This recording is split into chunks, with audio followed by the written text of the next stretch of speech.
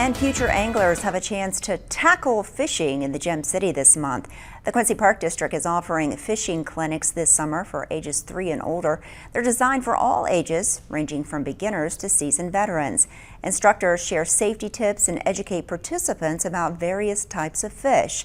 They also teach basics such as putting a worm on a hook, casting a fishing pole line, and reeling it in. The program really helps the kids learn, get hands-on with these fish, gives them the knowledge they need to grow up and actually have the skills to do fishing. But we don't also want them to just fish. We want them to be able to catch those fish, when they get older, and then have the knowledge how to clean them, feed themselves. If you give a man a fish, he'll eat for a day, but you teach a man a fish, he'll eat for a lifetime. The free fishing clinics are scheduled Tuesdays and Thursdays each week, ending July 17th. You can find more information at WGEM.com.